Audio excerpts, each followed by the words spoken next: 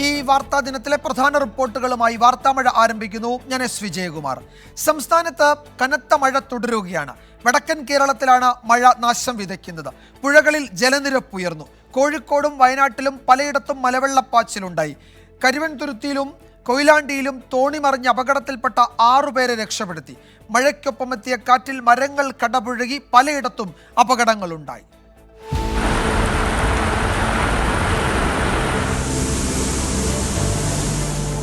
വനത്തിൽ ഉരുൾപൊട്ടിയതോടെ ആനക്കാംപൊയിൽ ഇരുവഞ്ഞിപ്പുഴയിലും കൂടരഞ്ഞി കൂമ്പാറപ്പുഴയിലും മലവെള്ളപ്പാച്ചിലുണ്ടായി. താഴ്ന്ന പ്രദേശങ്ങളിൽ വെള്ളം കയറി. ഫറോക്ക് കരുവന്തുരുത്തിയിൽ മണലെടുക്കാൻ പോയ തോണിമറിഞ്ഞ് അപകടത്തിൽപ്പെട്ട 3 തൊഴിലാളികളെ രക്ഷപ്പെടുത്തി. കൊയിലാണ്ടിയിൽ നിന്ന് മീൻ പിടിക്കാൻ പോയ വള്ളം മറിഞ്ഞ് അപകടത്തിൽപ്പെട്ട 3 മത്സ്യത്തൊഴിലാളികളെയും കരയ്ക്കെത്തിച്ചു. കക്കയം ഡാമിൽ ജലനിരപ്പ് ഉയരുകയാണ്. കണ്ണൂർ ചെറുപുഴ പ്രാപ്പൂരിൽ തെങ്ങ് കടപുഴകി വീണ് വീട് തകർന്നു. കൂടക്കാട്ട് കത്രീന എന്ന 72 വയസ്സുകാരിക്ക് പരിക്കേറ്റു. തലശ്ശേരി മൈസൂരു അന്തർ സംസ്ഥാന പാതയിൽ കൂട്ടുപുഴ വളവുപാറയിൽ മണ്ണിടിഞ്ഞതിനാൽ ഭാഗികമായി ഗതാഗത നിയന്ത്രണം ഏർപ്പെടുത്തി. കണ്ണൂർ അടയ്ക്കാത്തോട് മലവെള്ളപ്പാച്ചിലുണ്ടായി.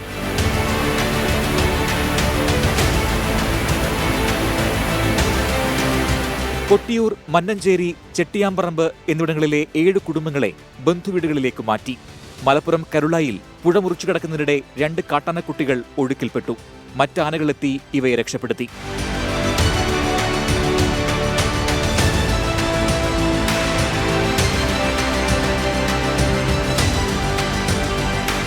മലപ്പുറം ചങ്ങരംകുളം ചിയാനൂരിൽ വീടിന് മുകളിലേക്ക് മരം വീണു. ചിയാനൂർ കൈപ്രവളപ്പിൽ കോതയുടെ വീട് ഭാഗികമായി തകർന്നു. നിലമ്പൂർ മുപ്പിനിയിൽ പാലം മുങ്ങി. ഇതുവഴി ഗതാഗതം നിരോധിച്ചു. കൊണ്ടോട്ടി ഒളവട്ടൂർ ഹയർ സെക്കൻഡറി സ്കൂളിന്റെ ചുറ്റുമതിൽ ഇടിഞ്ഞു. തിരുവനന്തപുരം വിതുര ബോണക്കാട് റൂട്ടിൽ മരം കടപുഴകി വീണ് ഗതാഗതം തടസ്സപ്പെട്ടു. ജലനിരപ്പ് ഉയർന്നതോടെ തൃശൂർ പീച്ച് ഡാമിന്റെ 4 ഷട്ടറുകൾ 7.5 സെന്റിമീറ്റർ വീതം തുറന്നു. News desk 24. സംസ്ഥാനത്ത് ഇന്ന് ഏറ്റവും തീവ്രമായി മഴ പെയ്തത് വയനാട് ജില്ലയിലെ മേപ്പാടി മേഖലയിലാണ്. മുണ്ടക്കൈ പുഞ്ചിരിമട്ടത്ത് മലവെള്ളപ്പാച്ചിൽ തുടരുകയാണ്. മേപ്പാടി ഭാഗത്തേക്കുള്ള വിനോദസഞ്ചാരം ജില്ലാ ഭരണകൂടം നിരോധിച്ചു. ബാണാസുര സാഗർ അണക്കെട്ടിന്റെ ഷട്ടർ നാളെ രാവിലെ തുറക്കും.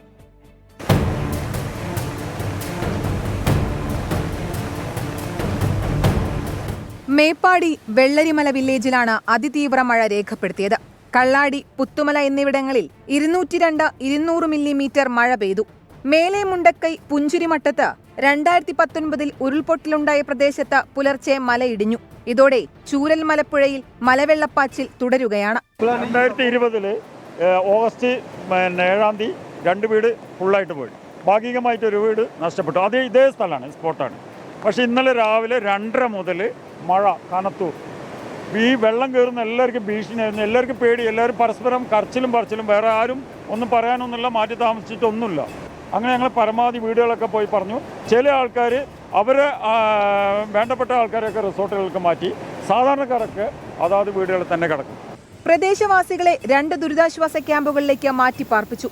മലയോരത്തുള്ളവർക്ക് സുരക്ഷിത സ്ഥാനങ്ങളിലേക്ക് മാറാൻ നിർദ്ദേശം നൽകിയിട്ടുണ്ട്. ഉരുൾപൊട്ടലുണ്ടായ പുത്തുമല ഇതിനടുത്ത മേഖലയാണ്. കള്ളാടിപ്പുഴയിലും നീരൊഴുക്ക് ശക്തം. ഇടവിട്ട് മഴ തുടരുന്ന സാഹചര്യത്തിൽ മേപ്പാടി പ്രദേശത്തെ സാഹസിക വിനോദസഞ്ചാരത്തിന് നിരോധനം ഏർപ്പെടുത്തിയതായി ജില്ലാ കളക്ടർ അറിയിച്ചു. ബാണാസുര സാഗർ അണക്കെട്ടിന്റെ ഷട്ടർ നാളെ രാവിലെ 8 മണിക്ക് തുറക്കും. പ്രദേശവാസികളും പുഴയോരത്ത് താഴ്ന്ന പ്രദേശങ്ങളിൽ താമസിക്കുന്നവരും ജാഗ്രത പാലിക്കണമെന്ന് ജില്ലാ ഭരണകൂടം അറിയിച്ചു. സെക്കൻഡിൽ 8.5 ക്യൂബിക് മീറ്റർ ജലമാണ് അണക്കെട്ടിൽ നിന്നും പുറത്തേക്ക് ഒഴുക്കിക്കളയുക. 24 വയനാട്. കോഴിക്കോട് നഗരത്തിലും ജില്ലയുടെ മലയോര മേഖലയിലും ശക്തമായ മഴ തുടരുകയാണ്. കക്കയം ഡാമിൽ ജലനിരപ്പ് ഉയർന്നു. കുറ്റ്യാടി, ഊരത്തും വേളം, പഴശ്ശി നഗറിലും മിന്നൽ ചുഴലിയുണ്ടായി. വീടിന് മുകളിലേക്ക് മരം വീണു. പലയിടത്തും അപകടം ഉണ്ടായി. പാലക്കാട് വടക്കഞ്ചേരി മംഗലം ഡാമിൽ കനത്ത മഴയെ തുടർന്ന് ഉരുൾപൊട്ടി.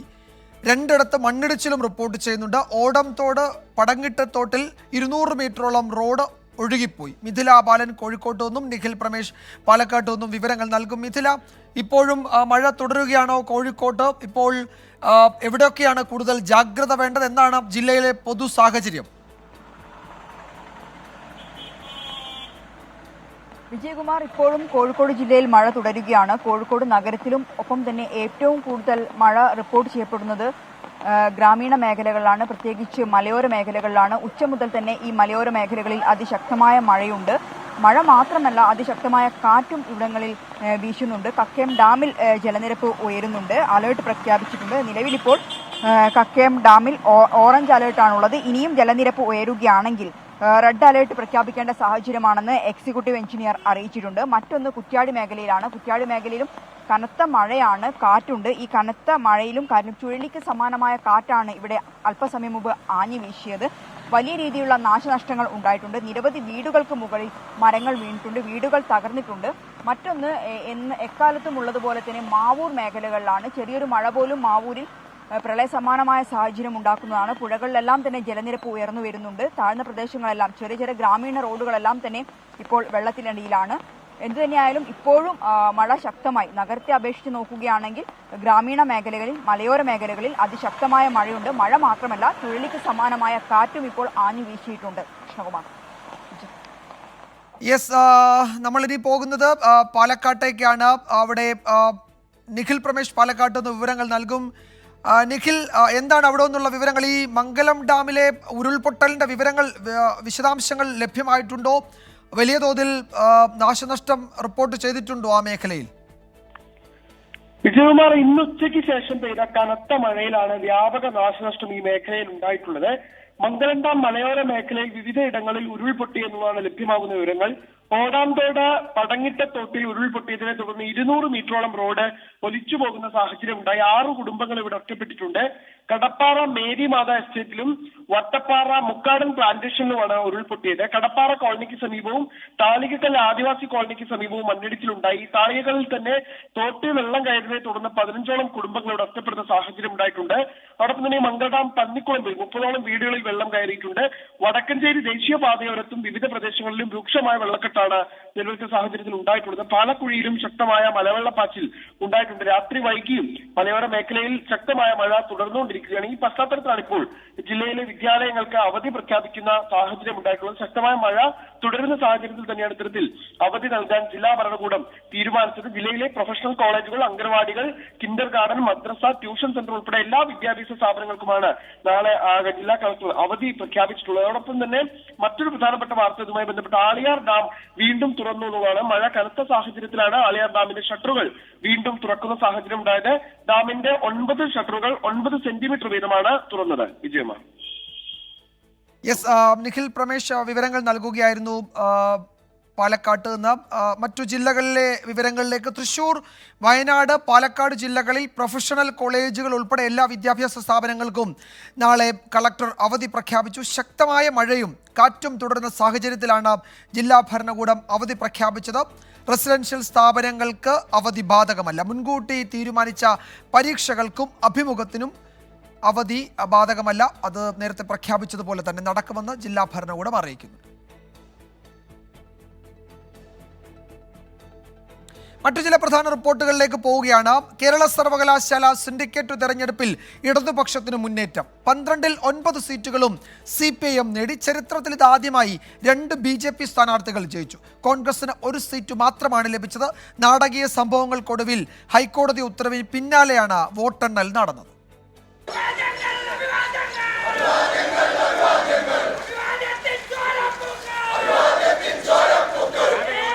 സിൻഡിക്കേറ്റിലേക്കുള്ള 12 സീറ്റുകളിൽ 3 സീറ്റുകളിൽ ഇടത് പ്രതിനിധികൾ എതിരില്ലാതെ തിരഞ്ഞെടുക്കപ്പെട്ടിരുന്നു. ബാക്കിയുള്ള 9 സീറ്റുകളിലേക്കാണ് വോട്ടെടുപ്പ് നടന്നത്. ഇതിൽ 6 സീറ്റുകളിൽ ഇടത് പ്രതിനിധികൾ വിജയിച്ചു.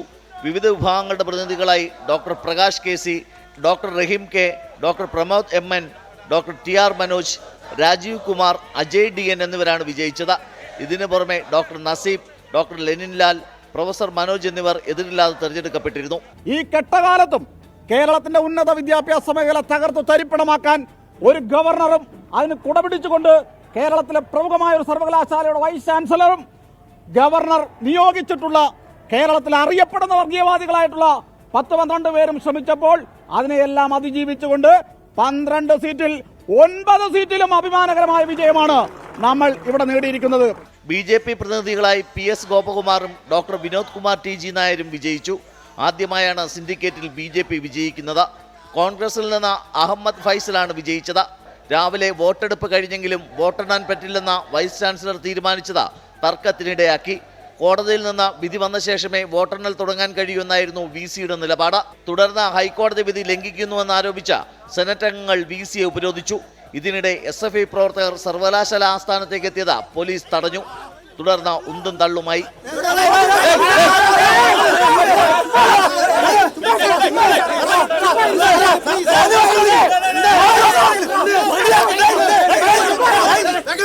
സർവകലാശാല പ്രധാന കവാടത്തിന് മുന്നിൽ SFI പ്രവർത്തകർ കുത്തിയിരുന്നു. 97 അംഗ സെനറ്റിൽ 96 പേർ വോട്ട് രേഖപ്പെടുത്തി. ഹൈക്കോടതിയെ സമീപിച്ച 15 പേരുടെ വോട്ടുകൾ എണ്ണേണ്ടെന്നും സീൽ ചെയ്ത് സൂക്ഷിക്കാനും ഹൈക്കോടതി നിർദ്ദേശിച്ചിരുന്നു. ഹൈക്കോടതി അനുമതി നൽകിയതിന് പിന്നാലെയാണ് വോട്ടെണ്ണൽ തുടങ്ങിയത്. 24 Thiruvananthapuram.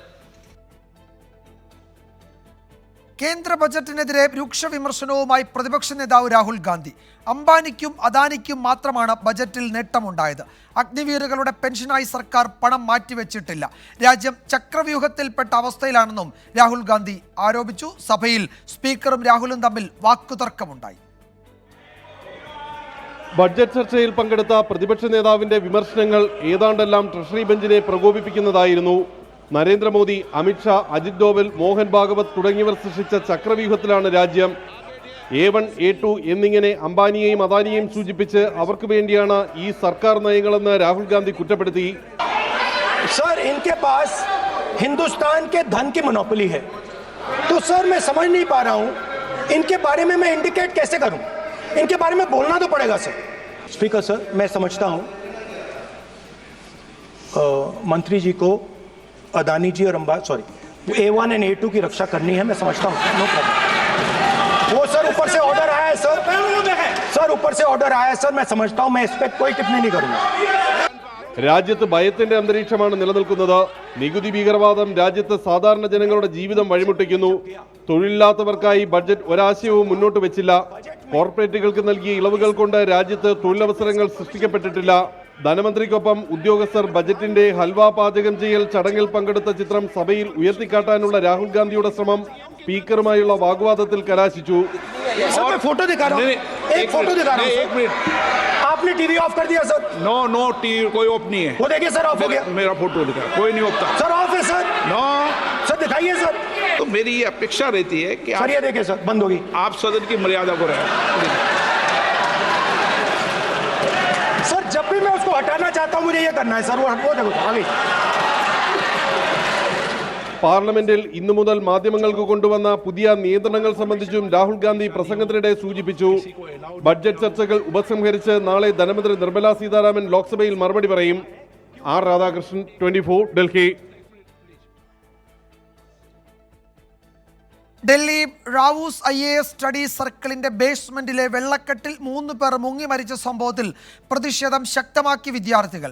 Delhi lieutenant governor VK Saxena വിദ്യാർത്ഥികളുമായി ചർച്ച നടത്തി. ഡൽഹി മുനിസിപ്പൽ കോർപ്പറേഷൻ പ്രദേശത്തെ അനധികൃത കെട്ടിടങ്ങൾ പൊളിച്ചു നീക്കാൻ തുടങ്ങി. വിഷയം പാർലമെന്റിൽ ഭരണ പ്രതിപക്ഷ വാഗ്വാദത്തിനിടയാക്കി.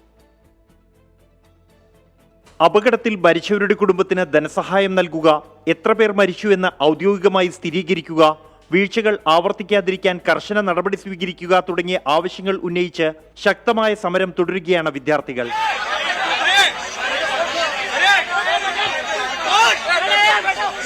Delhi lieutenant governor VK Saxena അപകട സ്ഥലം സന്ദർശിച്ചു, വിദ്യാർത്ഥികളുമായി സംസാരിച്ചു. ആം ആദ്മി പാർട്ടി പ്രതിഷേധം അറിയിച്ചതിന് പിന്നാലെയാണ് VK സക്സേന സ്ഥലം സന്ദർശിച്ചത്. സംഭവത്തിന് പിന്നാലെ ചട്ടലംഘനം കണ്ടെത്തിയ 13 സ്ഥാപനങ്ങൾ അടച്ചുപൂട്ടിയ ഡൽഹി മുനിസിപ്പൽ കോർപ്പറേഷൻ ഓടകൾക്ക് മുകളിലെ അനധികൃത നിർമ്മിതികൾ പൊളിച്ചു നീക്കാനും തുടങ്ങിയിട്ടുണ്ട്. കോൺഗ്രസ് അംഗങ്ങൾ പാർലമെന്റിൽ വിഷയം ഉന്നയിച്ചു. പരസ്പരം പഴിചാരലല്ല, അടിയന്തര നടപടിയാണ് വേണ്ടതെന്ന ശശി തരൂരിന്റെ നിലപാടിനെ സ്വാഗതം ചെയ്ത വിദ്യാഭ്യാസ മന്ത്രി ധർമ്മേന്ദ്ര പ്രധാൻ തരൂരിനെ മാത്രം ചർച്ചയ്ക്ക് ക്ഷണിച്ചത് ലോക്സഭയെ പ്രക്ഷുബ്ധമാക്കി. അതിനിടെ വെള്ളക്കെട്ടിൽ വേഗത്തിൽ വണ്ടിയോടിച്ച് സ്ഥാപനത്തിന്റെ ഗേറ്റ് തകരാൻ ഇടയാക്കിയ ഡ്രൈവർ അടക്കം 5 പേരെ കൂടി പോലീസ് അറസ്റ്റ് ചെയ്തു. 5 പേരെയും 14 ദിവസത്തെ ജുഡീഷ്യൽ കസ്റ്റഡിയിൽ വിട്ടു. പ്രതികളുടെ ജാമ്യാപേക്ഷ നാളെ പരിഗണിക്കും. 24 ഡൽഹി. ജമ്മു കാശ്മീരിൽ ട്രക്കിൽ നിന്ന് ആക്രി സാധനങ്ങൾ ഇറക്കുന്നതിനിടെ വൻ സ്ഫോടനം, 4 പേർ കൊല്ലപ്പെട്ടു. സോപ്പോറിലെ ഷേർ കോളനിയിലാണ് സംഭവം ഉണ്ടായത്. കാർഗിലിൽ കന്നുകാലികളെ മേയ്ക്കുന്നതിനിടെ ഷെല്ല് പൊട്ടിത്തെറിച്ച് 14 വയസ്സുകാരൻ മരിച്ചു. ബാരാമുള്ളയിലെ സോപ്പോറിലെ ഷേർ കോളനിയിലാണ് സ്ഫോടനമുണ്ടായത്. ലഡാക്കിൽ നിന്ന് വന്ന ട്രക്കിൽ നിന്നും ആക്രി സാധനങ്ങൾ ഇറക്കുന്നതിനിടെയാണ് പൊട്ടിത്തെറി. സ്ഫോടനത്തിൽ 4 പേർ കൊല്ലപ്പെട്ടു. നസീർ അഹമ്മദ് നദ്രു, അസം അഷ്റഫ് മിർ, ആദിൽ റഷീദ് ഭട്ട്, അബ്ദുൾ റാഷിദ് ഭട്ട് എന്നിവരാണ് മരിച്ചത്. സ്ഫോടനത്തിൽ ഗുരുതരമായി പരിക്കേറ്റവരെ സമീപമുള്ള ആശുപത്രിയിൽ പ്രവേശിപ്പിച്ചു. സംഭവത്തിൽ എഫ്ഐആർ രജിസ്റ്റർ ചെയ്ത് പോലീസ് അന്വേഷണം ആരംഭിച്ചു. ഫോറൻസിക് സംഘം സ്ഥലത്ത് പരിശോധന നടത്തി. സ്ഫോടനത്തിന്റെ കാരണം വ്യക്തമല്ല. ये अब्दुल रशीद भट्ट का है, तो उनका बेटा है आदिल राशिद भट्ट, ये मेन स्क्रैप डीलर का काम करता है। तो इसके साथ स्क्रैप डीलिंग का काम करते हैं नाजिर अहमद नदरू, आसिम अशरफ मीर, मोहम्मद अजहर फुफू, सारे शहर कॉलोनी के रहने वाला है। और आज उन्होंने लद्दाख से कुछ सामान लेके आए थे, सारे स्क्रैप है, उसको गाड़ी से अनलोड कर रहे थे, उसी समय अनफॉर्चुनेट इंसिडेंट हो गया था। കാർഗിലിലെ ദ്രാസിൽ ഷെല്ല് പൊട്ടിത്തെറിച്ച് 14കാരൻ മരിച്ചു. അഹമ്മദ് റാസയാണ് മരിച്ചത്. കാലിമേയ്ക്കുന്നതിനിടെയാണ് അപകടമുണ്ടായത്. പ്രദേശത്ത് നിന്നും 2 പൊട്ടാത്ത ഷെല്ലുകൾ കൂടി പോലീസ് കണ്ടെടുത്തു. 24 ഡൽഹി. സംസ്ഥാന കോൺഗ്രസിലെ തർക്കം സമവായത്തിലേക്ക്. ചിന്തൻ ശിബിരിലെ തീരുമാനങ്ങൾ നടപ്പിലാക്കാനുള്ള ചുമതലയിൽ പ്രതിപക്ഷ നേതാവ് വി ഡി സതീശൻ തുടരും. ഇതോടെ DCCയുടെ ക്യാമ്പുകളിൽ പ്രതിപക്ഷ നേതാവ് വീണ്ടും സജീവമാകും. KPCC യോഗങ്ങളിലെ വിവരങ്ങൾ മാധ്യമങ്ങൾക്ക് ചോർത്തി നൽകുന്നതാരാണെന്ന് കണ്ടെത്താനുള്ള അന്വേഷണം പുരോഗമിക്കുകയാണ്. വയനാട്ടിൽ നടന്ന ചിന്തൻ ശിബിരത്തിലെ തീരുമാനങ്ങൾ ഏകോപിപ്പിക്കാനുള്ള ചുമതല പ്രതിപക്ഷ നേതാവിന് നൽകിയിരുന്നു. ഇത് നടപ്പിലാക്കുന്നതിനിടെ ഉണ്ടായ തർക്കത്തെ തുടർന്ന് വി ഡി സതീശൻ ചുമതലകളിൽ നിന്ന് വിട്ടുനിൽക്കുകയായിരുന്നു. പ്രവർത്തനങ്ങൾ തുടരാൻ വി ഡി സതീശന് ഹൈക്കമാൻഡ് നിർദ്ദേശം നൽകി. ഇതോടെ മിഷൻ 2025 എന്ന പേരിലുള്ള DCCയുടെ ക്യാമ്പുകളിൽ വീണ്ടും പ്രതിപക്ഷ നേതാവ് പങ്കെടുക്കും. നാളെ മലപ്പുറത്ത് നടക്കുന്ന ക്യാമ്പിൽ പ്രതിപക്ഷ നേതാവ് റിപ്പോർട്ട് അവതരിപ്പിക്കും. അതിനിടെ കോൺഗ്രസിലെ തർക്കത്തിൽ അന്വേഷണ കമ്മീഷന്റെ തെളിവെടുപ്പ് ആരംഭിച്ചു. KPCC അച്ചടക്ക സമിതി ചെയർമാൻ തിരുവഞ്ചൂർ രാധാകൃഷ്ണൻ നേരിട്ടാണ് അന്വേഷണം നടത്തുന്നത്. 7 ദിവസത്തിനുള്ളിൽ അന്വേഷണ റിപ്പോർട്ട് സമർപ്പിക്കാനാണ് നീക്കം. പ്രതിപക്ഷ നേതാവിനെതിരെ വിമർശനമുയർന്ന KPCC ഓൺലൈൻ യോഗത്തിൽ പങ്കെടുത്ത മുഴുവൻ നേതാക്കളുമായും സംസാരിക്കും. ഒന്നിലധികം KPCC ഭാരവാഹികൾ ഇല്ലാത്ത കാര്യങ്ങൾ പോലും മാധ്യമങ്ങളുമായി പങ്കുവയ്ക്കുന്നുവെന്നാണ് നേതൃത്വത്തിന്റെ നിരീക്ഷണം. 24 തിരുവനന്തപുരം. കോൺഗ്രസ് പ്രവർത്തകരെ തെറ്റിദ്ധരിപ്പിക്കാൻ മാധ്യമങ്ങൾ ശ്രമിക്കുന്നുവെന്ന് KPCC അധ്യക്ഷൻ K സുധാകരൻ. AKG സെൻട്രലിൽ നിന്നുള്ള നിർദ്ദേശങ്ങൾക്കനുസരിച്ചാണ് മാധ്യമങ്ങൾ പ്രവർത്തിക്കുന്നത്. അഭിപ്രായങ്ങളും അഭിപ്രായ വ്യത്യാസങ്ങളും ഇല്ലാതെ കോൺഗ്രസ് ഇല്ലെന്നും 2026 നിയമസഭാ തെരഞ്ഞെടുപ്പിൽ കോൺഗ്രസിനെ ഏറ്റവും വലിയ ഒറ്റകക്ഷിയാക്കുകയാണ് ലക്ഷ്യമെന്നും K സുധാകരൻ ഫേസ്ബുക്കിൽ കുറിച്ചു. വാർത്താമഴയിലേക്ക് വീണ്ടും സ്വാഗതം. ഇടുക്കിയിൽ ഇപ്പോൾ കനത്ത മഴയാണ്. കട്ടപ്പന, നെടുങ്കണ്ടം, മൂന്നാർ, വണ്ടിപ്പെരിയാർ എന്നിവിടങ്ങളിൽ മണിക്കൂറുകളായി മഴ തുടരുകയാണ്. മുതിരപ്പുഴയാറിൽ ജലനിരപ്പ് ഉയർന്നിട്ടുണ്ട്. രാഹുൽ വിജയൻ കട്ടപ്പനയിൽ നിന്ന് ഏറ്റവും പുതിയ വിവരങ്ങൾ നൽകും. രാഹുൽ, ഈ മലയോര മേഖലയിലെ മഴ കുറെ കൂടി ആശങ്കയുണ്ടാക്കുന്നതാണ്. മണിക്കൂറുകളായി മഴ തുടരുന്നു. അപ്പോൾ എന്താണ് അവിടുത്തെ അവസ്ഥ? ഈ പുഴകളിൽ ജലനിരപ്പ് ഉയരുന്നുണ്ട്. അപ്പോൾ ആളുകളെ മാറ്റി പാർപ്പിക്കേണ്ട അത്തരം സാഹചര്യങ്ങളിലേക്കൊക്കെ പോകുമോ ഈ രാത്രിയിൽ ഇടുക്കിയിലെ അവസ്ഥ?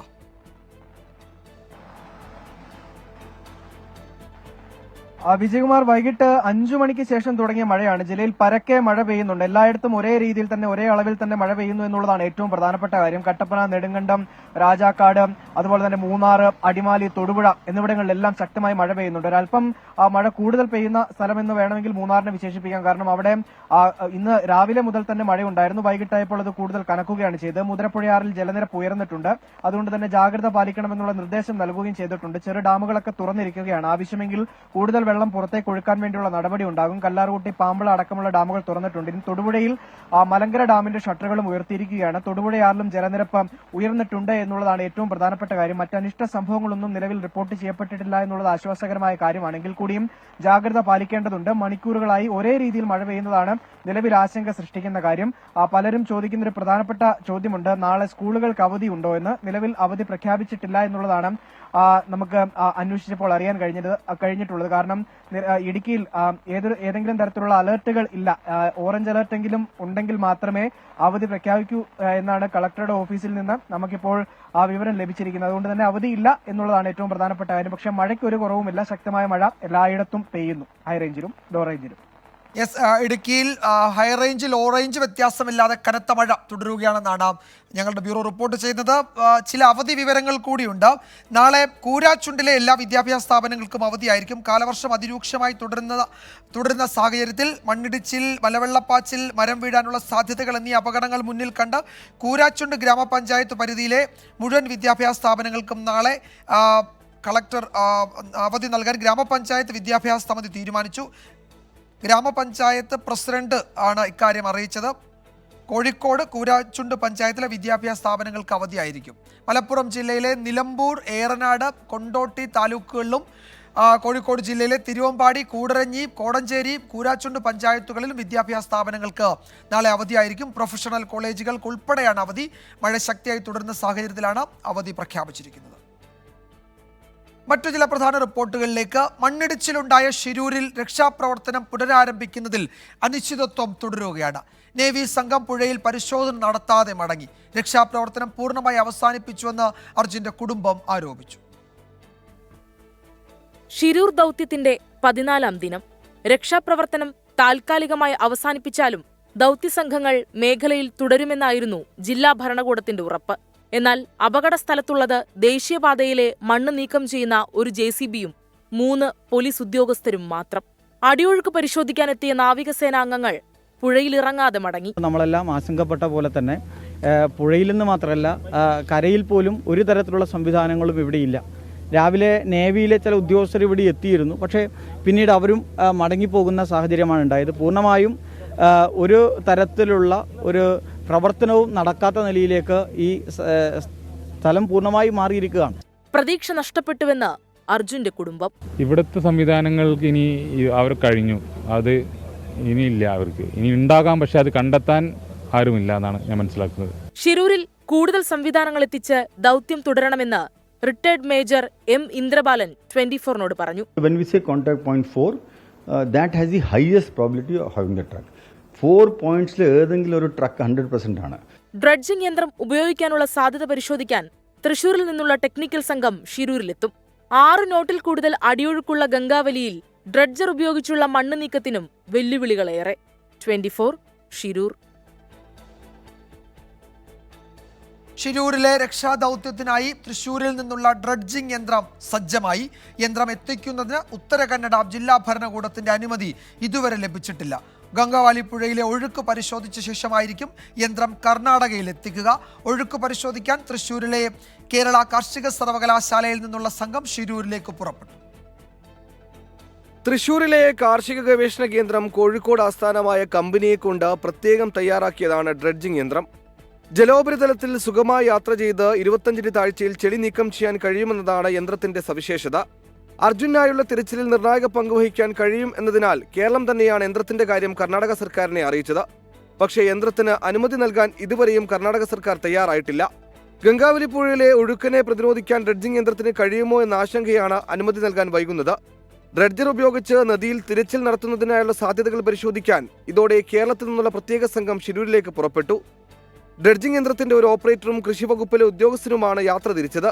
ഷിരൂരിലെത്തി പരിശോധനകൾക്ക് ശേഷം യന്ത്രം കൊണ്ടുപോകുന്നതിൽ അന്തിമ തീരുമാനമെടുക്കും. നിലവിൽ ഡ്രഡ്ജർ തൃശൂർ എൽത്തുരുത്ത് കനാൽ വൃത്തിയാക്കുന്നതിനായി ഉപയോഗിച്ചു വരികയാണ്. 24 തൃശൂർ. പത്തനംതിട്ട ഗവിയിലും പാലക്കാട് പറമ്പിക്കുളത്തും വിനോദസഞ്ചാരികൾ കാട്ടാനയ്ക്ക് മുന്നിൽപ്പെട്ടു. വാഹനങ്ങൾക്ക് നേരെ ആന പാഞ്ഞെടുക്കുന്ന ദൃശ്യങ്ങൾ പുറത്ത്. പത്തനംതിട്ട ഗവിയിൽ നിന്ന് ഭയപ്പെടുത്തുന്ന ദൃശ്യങ്ങളാണ് പുറത്തു വന്നത്. കുറുവിലങ്ങാട് സ്വദേശികളായ കുടുംബം സഞ്ചരിച്ച കാറിന് നേരെയാണ് പിടിയാന പാഞ്ഞെടുത്തത്. കാറിന്റെ ബോണറ്റിന്റെ ഒരു ഭാഗം ആന തകർക്കാൻ ശ്രമിച്ചു.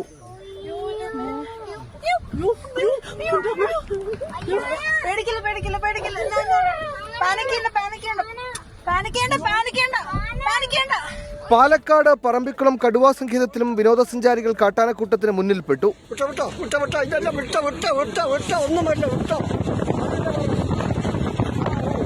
ഇന്ന് ഉച്ചയോടെയാണ് ഇടുക്കി കാഞ്ഞിരവേലിയിൽ കാട്ടാനയെ ചെരിഞ്ഞ നിലയിൽ കണ്ടത്.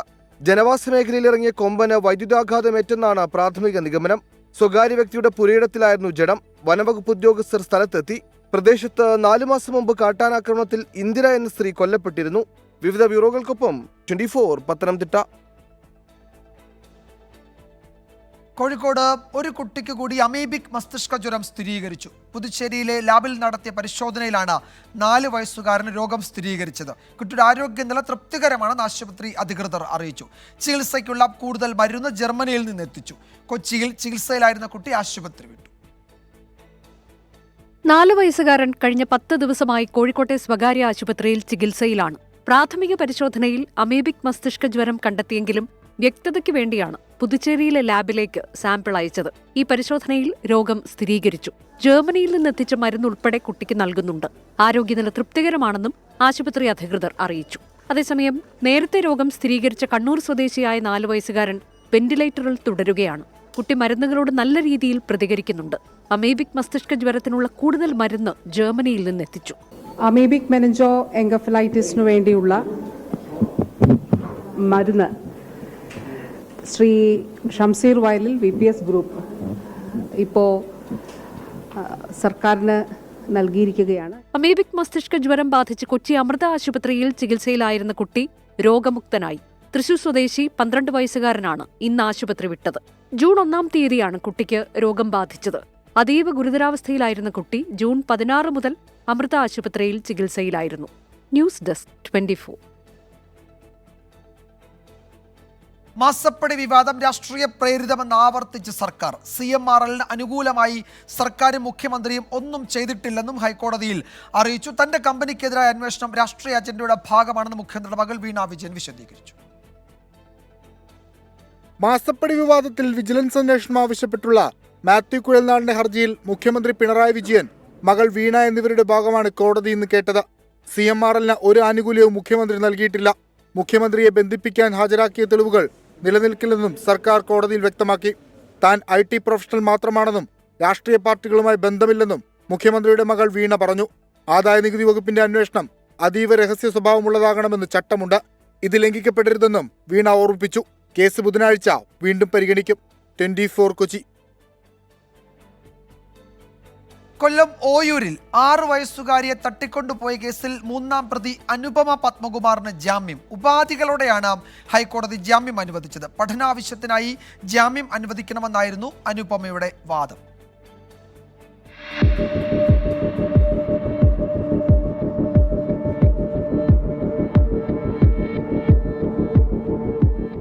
പ്രായവും പഠിക്കാനുള്ള അവകാശവും കണക്കിലെടുത്താണ് അനുപമ പത്മകുമാറിന് ഹൈക്കോടതി ജാമ്യം അനുവദിച്ചത്. കൊല്ലം ജില്ലയിൽ പ്രവേശിക്കരുത്, 2 ആഴ്ച തോറും അന്വേഷണ ഉദ്യോഗസ്ഥന് മുന്നിൽ ഹാജരാവണം, സാക്ഷികളെ സ്വാധീനിക്കരുത് തുടങ്ങിയ ഉപാധികളോടെയാണ് ജാമ്യം. അബിഗേൽ സാറ എന്ന 6 വയസ്സുകാരിയെ തട്ടിക്കൊണ്ടുപോയ കേസിൽ 3-ാം പ്രതിയാണ് അനുപമ പത്മകുമാർ. പ്രതി സാക്ഷികളെ സ്വാധീനിക്കുമെന്ന കാരണത്താൽ കൊല്ലം 1-ാം ക്ലാസ് അഡീഷണൽ സെഷൻസ് കോടതി സമർപ്പിച്ച ജാമ്യാപേക്ഷ നേരത്തെ തള്ളിയിരുന്നു. ഇതിന് പിന്നാലെയാണ് ഹൈക്കോടതിയെ സമീപിച്ചത്. സാമ്പത്തിക ബാധ്യത മറികടക്കാൻ വേണ്ടിയാണ് പ്രതികൾ കുട്ടിയെ തട്ടിക്കൊണ്ടുപോയതെന്നാണ് പോലീസ് കുറ്റപത്രം. അമ്മ അനിതാകുമാരിക്കൊപ്പം അട്ടക്കുളങ്ങര വനിതാ ജയിലിലായിരുന്നു അനുപമ. അച്ഛൻ പത്മകുമാർ പൂജപ്പര സെൻട്രൽ ജയിലിലാണ്. 24 കൊച്ചി. സംസ്ഥാനത്ത് പകർച്ചപ്പനി വ്യാപിക്കുന്നു. ഇന്ന് 12,103 പേർ ചികിത്സ തേടി. കൂടുതൽ രോഗികൾ മലപ്പുറത്ത്.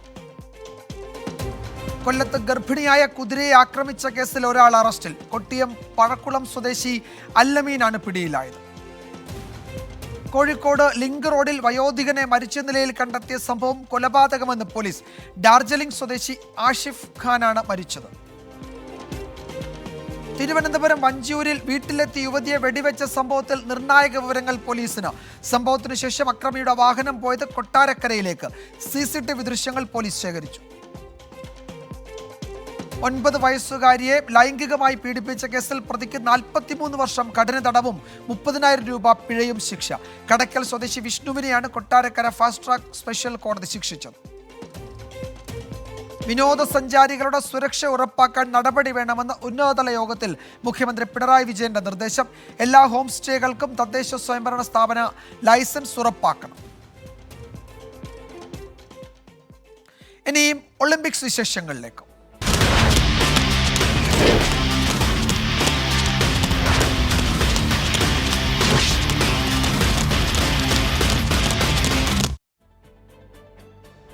പാരീസ് ഒളിമ്പിക്സിൽ മനു ഭാക്കറിലൂടെ ഇന്ത്യക്ക് വീണ്ടും മെഡൽ പ്രതീക്ഷ. ഒളിമ്പിക്സ് ബാഡ്മിന്റൺ ഡബിൾസിൽ ക്വാർട്ടറിലെത്തുന്ന ആദ്യ ഇന്ത്യൻ ജോഡിയായി സ്വാതിക് ചിരാഗ് സഖ്യം മാറി. അതേസമയം ഷൂട്ടിംഗ്, എയർ റൈഫിൾ, പുരുഷ വനിതാ ഫൈനലിലും അമ്പെയ്ത്തിലും തിരിച്ചടി നേരിട്ടു. ഹോക്കി ടീം അർജന്റീനയോട് സമനില വഴങ്ങിയതും നിരാശപ്പെടുത്തി. മനുവിലൂടെ മെഡൽ മോഹിച്ച് വീണ്ടും ഇന്ത്യ. 10 മീറ്റർ എയർ പിസ്റ്റൾ വ്യക്തിഗത ഇനത്തിൽ വെങ്കലം നേടി പാരീസിൽ ഇന്ത്യൻ അക്കൗണ്ട് തുറന്ന മനു ഭാക്കർ മിക്സഡ് ടീം വിഭാഗത്തിലും മെഡൽ പ്രതീക്ഷയാവുന്നു. യോഗ്യതാ റൗണ്ടിൽ 3ാം സ്ഥാനത്ത് ഫിനിഷ് ചെയ്താണ് മനു ഭാക്കർ സർബ്ജോത് സിംഗ് സഖ്യം വെങ്കല മെഡൽ പോരാട്ടത്തിന് കളമൊരുക്കിയത്. ഈ ഇനത്തിൽ കൂടി പോഡിയത്തിലെത്താനായാൽ ഒളിമ്പിക്സ് ഷൂട്ടിംഗ് ചരിത്രത്തിൽ ഇന്ത്യക്കായി 2 മെഡൽ നേടുന്ന ആദ്യ താരമാകും മനു ഭാക്കർ. അതേസമയം എയർ റൈഫിൾ, പുരുഷ വനിതാ വിഭാഗം ഫൈനലുകളിൽ ഇന്ത്യൻ താരങ്ങൾക്ക് കാലിടറി. ഇഞ്ചോടിഞ്ച് പോരാട്ടത്തിനൊടുവിൽ അർജുൻ ബാബുദ 4ാം സ്ഥാനം കൊണ്ട് തൃപ്തിപ്പെട്ടപ്പോൾ രമിത ജിൻഡാലിന് നേടാനായത് 7ാം സ്ഥാനം. ബാഡ്മിന്റൺ ഡബിൾസിൽ ക്വാർട്ടറിലെത്തുന്ന ആദ്യ ഇന്ത്യൻ ജോഡിയായി സാത്വിക് സായ്രാജ്, ചിരാഗ് ഷെട്ടി സഖ്യം മാറി. ഫ്രഞ്ച് ടീമിന്റെ പിന്മാറ്റമാണ് ഇന്ത്യൻ ജോഡിയുടെ മുന്നേറ്റം ഉറപ്പിച്ചത്. പുരുഷ സിംഗിൾസിൽ തുടർച്ചയായ 2ാം മത്സരത്തിലും ലക്ഷ്യ സെൻ ജയം ആവർത്തിച്ചപ്പോൾ വനിതാ ഡബിൾസിൽ അശ്വിനി, ടാനിഷ സഖ്യം തോറ്റു. അമ്പെയ്ത്ത് പുരുഷ ടീം വിഭാഗത്തിൽ ഇന്ത്യ ക്വാർട്ടറിൽ വീണു. റാങ്കിങ്ങിൽ പിന്നിലുള്ള തുർക്കിയോട് 6-2 ഇന്ത്യൻ സഖ്യത്തിന്റെ തോൽവി. ഹോക്കിയിൽ അർജന്റീനയോട് ഇന്ത്യ 1-1 സമനിലയും വഴങ്ങി. Olympics desk 24.